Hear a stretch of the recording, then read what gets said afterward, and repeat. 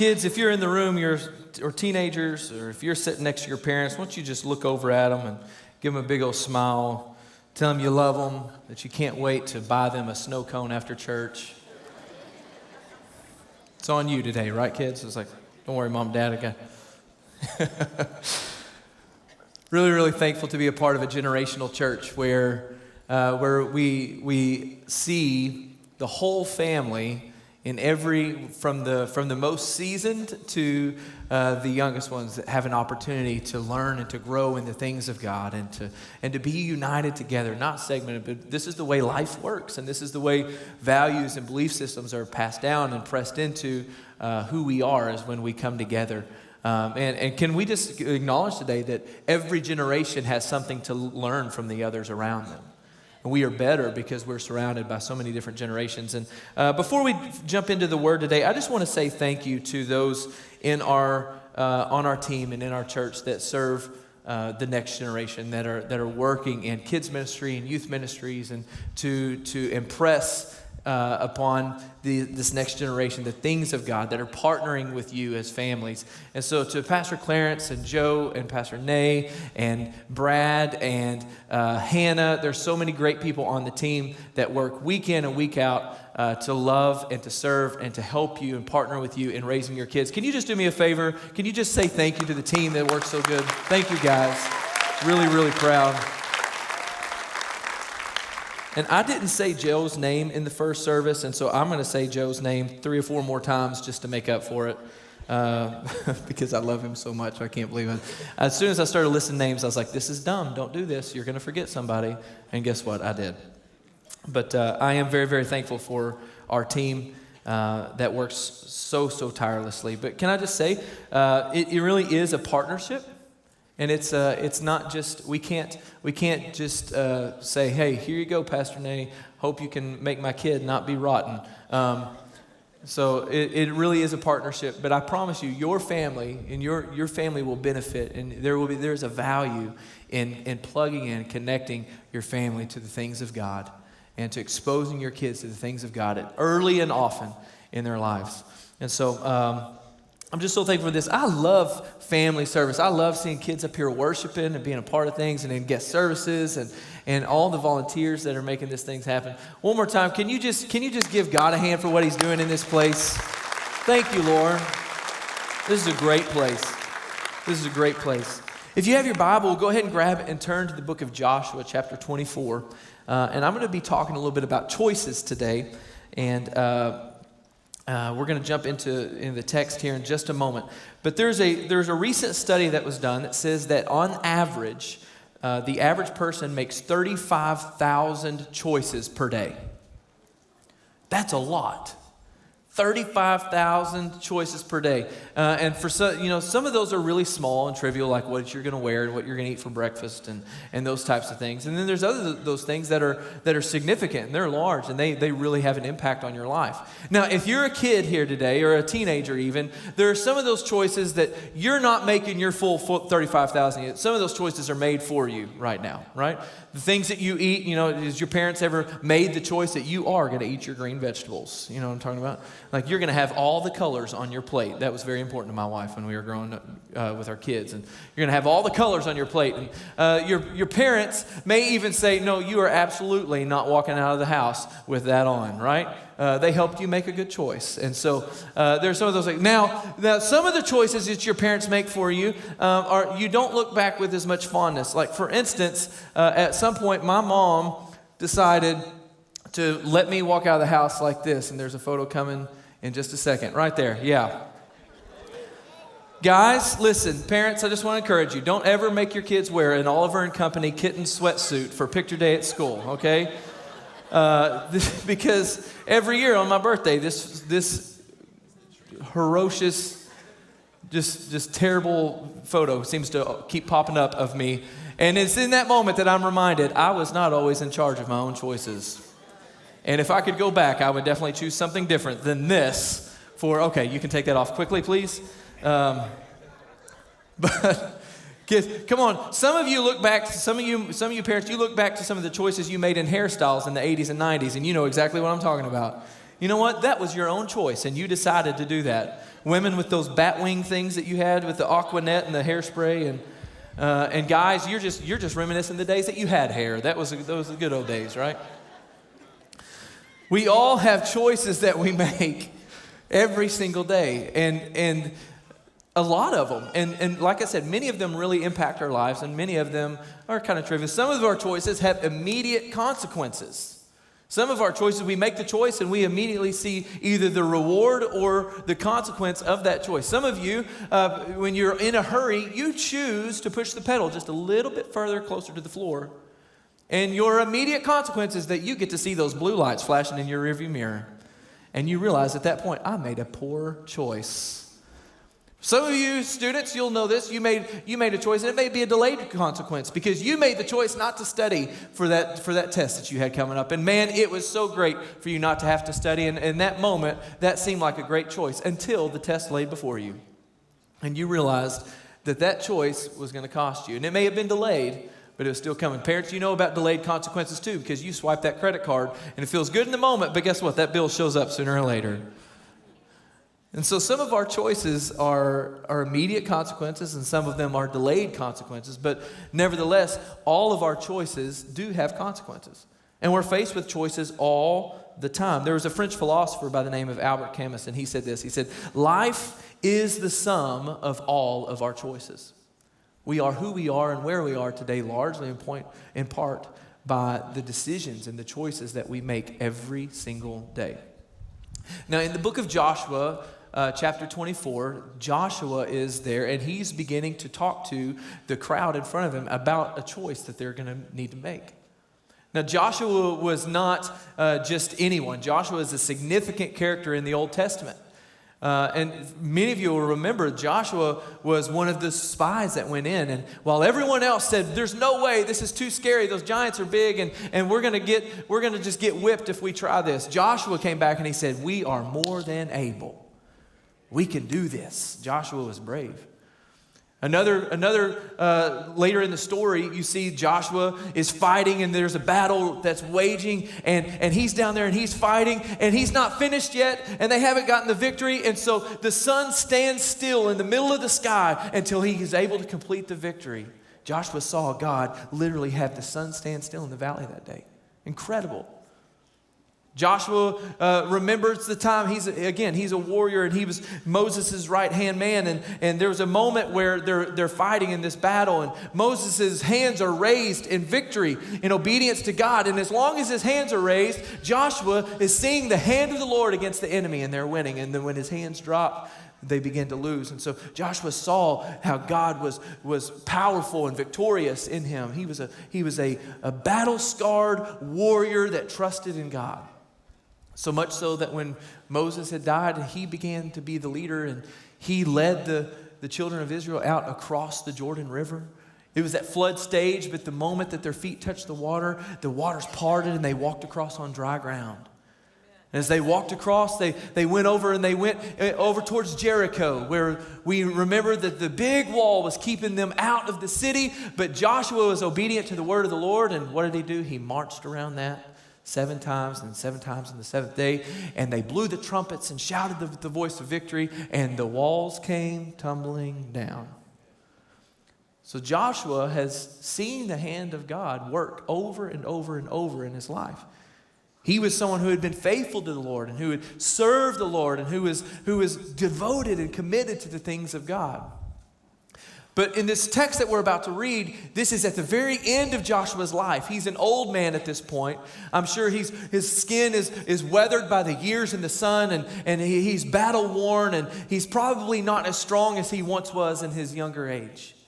But he's someone that has seen the hand of God. He's been fed the quail and the manna. He's seen the waters parted. He's seen the battles be won. He's seen God continue to give favor. He's been the guy that saw God's providence, and that his shoes didn't wear out and his clothes lasted even through the wilderness. He's seen it all.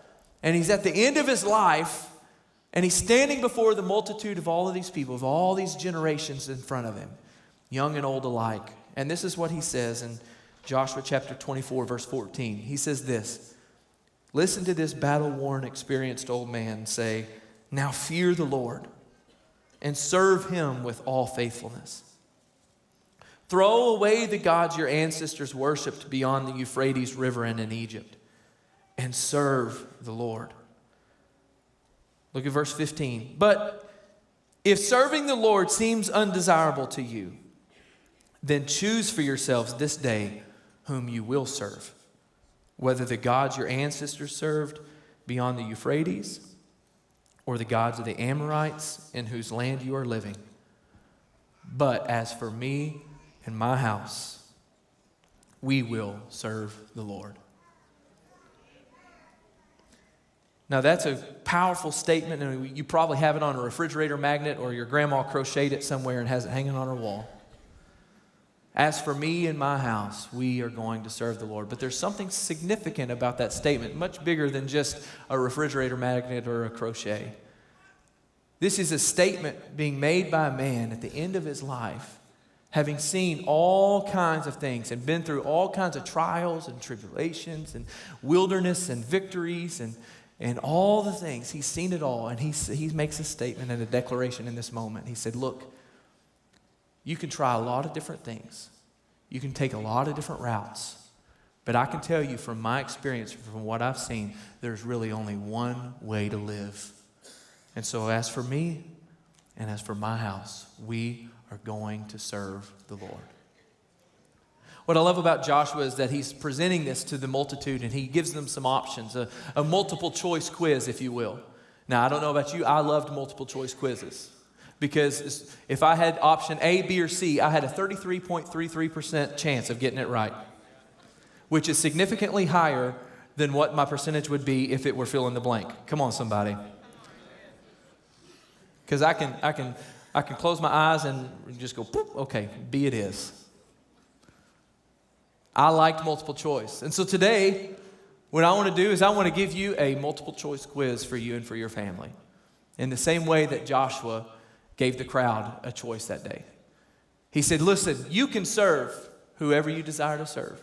If serving the Lord seems undesirable to you, if you don't think that this is the best way, if you think that you know of a better way, if there's another option that you would prefer to pick, then you're free to do that. But here are your choices. Number one, he said, who are you going to serve? Are you going to serve your family tradition?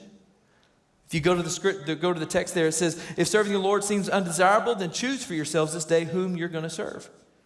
And then he goes on to say, you're choosing either the gods your ancestors worshiped beyond the Euphrates. What he was saying is, look, in that moment, there were people that for generations, some of their grandparents and great-grandparents had, or even maybe some of their parents, had been in bondage in Egypt. And they had seen God bring them out, but if you read through the story, they seem to constantly have a problem. It's because even though God brought them out of the Red Sea and brings them out of Egypt and delivered them miraculously, in just a few short moments, they're at the base of the mountain making a golden calf for themselves to worship. You see that God would provide for them and give them victory in the wilderness, and it wasn't long before they're hiding little idols in their camp and digging a hole in the floor of their tent and hiding it and worshiping these other false gods.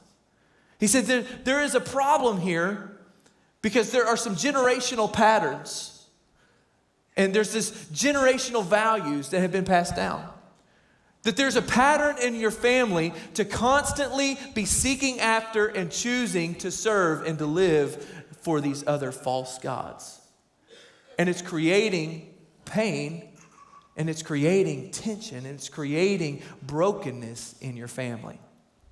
There's a lot of really great things that get passed down in families. There's great family traditions. There's great, family memories and values. There's things that are like priceless valuable that you inherit and that you pass down for generations and generations. And it's more than just the unibrow that your dad passed down to you, or the dazzling smile that your mom gave you. No, sometimes the things that are passed down aren't the things that we're really that proud of. For some of us, the generational patterns in our life are patterns of brokenness. They're patterns of brokenness in marriage, patterns of addiction or dependence, They're patterns of hatefulness, anger, rage.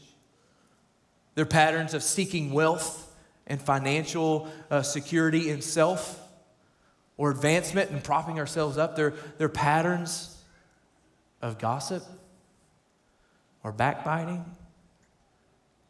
Some of the things that we pass down aren't the things that we're the most proud of.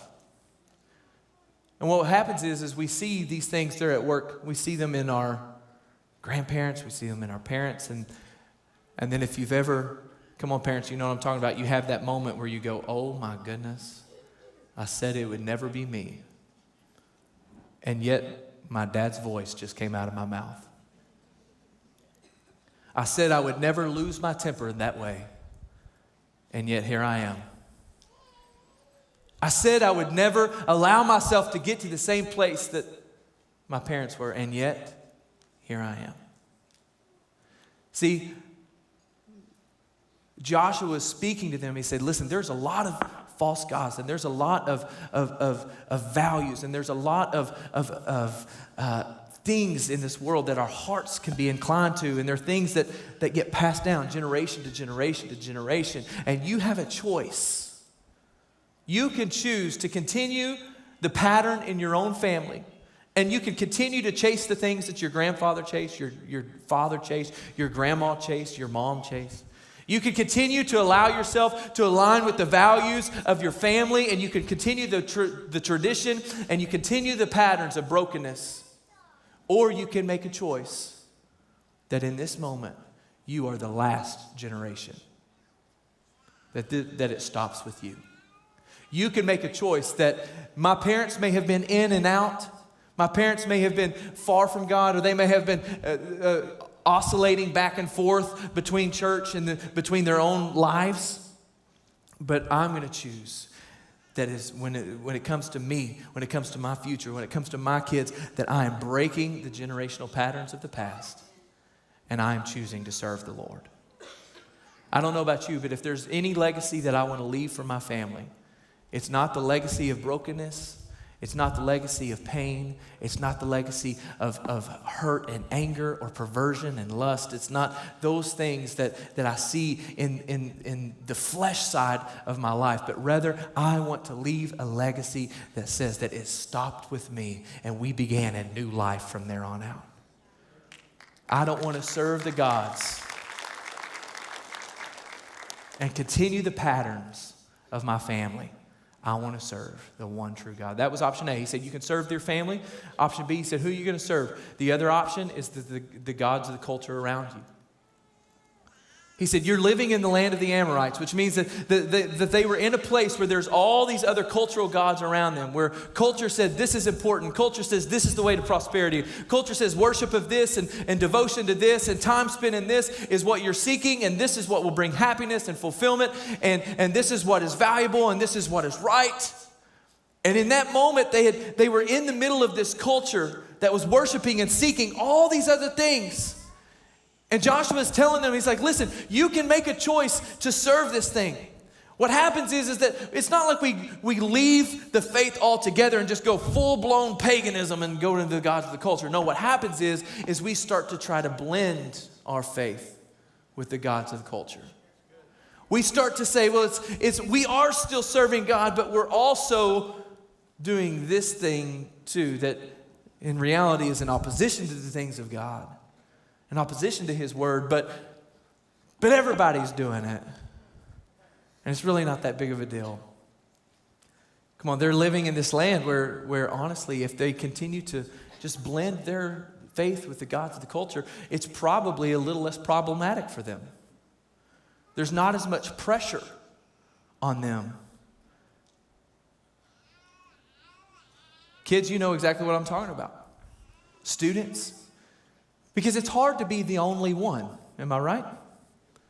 It's hard to stand out. When everyone else is bowing, it's hard to be the one that doesn't. When everyone else is going or doing and acting this way or saying these things or doing these things, like it's really hard for us to stand out. Parents, we're not exempt from this. I feel the pressure all the time of, man, I feel like I need to allow my boys to do this because they might be the only ones. Mother. If we don't do this, they're not going to have any friends. They're going to get made fun of. High school's hard enough as it is. I don't want to make it more difficult on them. Come on, am I inside anybody else's head but mine? It's difficult. It's a hard line to walk. To desire good and to desire, acceptance in the social situations, but also to feel firmly that we don't want to blend our lives with the culture and the things of the world. And so Joshua is telling them, he's like, listen, you've got a choice to make, but you cannot serve the gods of the Amorites. You cannot serve and value the things of culture and where they take precedence over God. You cannot allow these things to seep into your mind and into your hearts and into the way that you think and into the things that you say and into the way that you act, because at that point, you aren't serving God anymore. You're just serving the gods of the culture around you.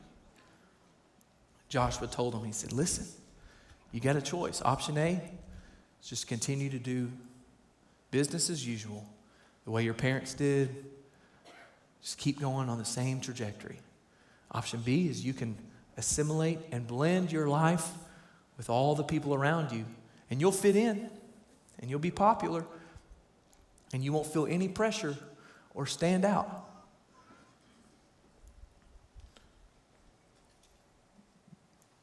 Then he pauses and he goes, but as for me and as for my house, we're going to serve the Lord. Option C here is this, is that you make a decision, a choice, larger than the choice of who you're going to marry, larger than the choice of your career path, larger than the choice of what you're going to invest your money in, is the choice with the greatest consequence, because it is an eternal consequence. A choice to declare, as for me and my house, we will serve the Lord. What was Joshua saying? He said, look, guys, I've been around the block a few times. I've seen it all. I've experienced it all. I've seen God be too faithful, too strong. I've tested him and I've seen that he is good. I've seen his faithfulness. I've watched him provide. I've seen him be good to me. I've seen him do the impossible in my life. I've seen him deliver me and provide for me and have mercy on me. And there's no way that I could ever put my trust or give my life to anything else. As for me and my house, we're going to serve the Lord. I want to draw attention to one thing here today. Parents, if you'll look with me. He says this. He starts this, what he says, but as for who? Me. Parents, can I talk to you for just a second? Before we declare that our house is going to serve the Lord, we have to first personally serve the Lord. Our household, our kids serving God, their relationship with the Lord and their commitment to him and their values and their walk with the Lord and their spiritual disciplines and their faith roots will be a direct reflection of them following us as we follow Jesus. We oftentimes, can I just be real? We oftentimes want to make a declaration that our household is going to serve the Lord when we personally aren't fully serving the Lord. We all want our kids to walk out these biblical values. We want the things of God for our kids. We want to see them know God and follow God and all those types of things. But guess what? They're going to model their lives after us. Serving the Lord and discipling your kids is not something that we can contract out to the church. Hello. We can't expect the professional disciplers in kids ministry and youth ministry to be responsible for discipling our kids. They only get them for a couple of hours a week, max. They're watching you. They're watching how you interact with your spouse. They're watching you have your quiet time and be in the Word and spend time in prayer. They're watching you in the things that come out of your mouth in the heat of the moment. They're watching you in the way that you ask forgiveness. They're watching you lift your hands in worship. They're watching you give and serve. They're watching you love those that are hurting. They're watching you reach people around you with the gospel of Jesus Christ. They're watching you. We all want to say, as for my house, but my question is, what about us? Let it start with us first. As for me, my personal declaration is that as for Chad, I'm going to serve the Lord. And out of my personal commitment and declaration and love for God, Lord, may you use my life to also lead my house, to lead my wife and my sons closer to you. If they follow my footsteps, let them find themselves following me to Jesus.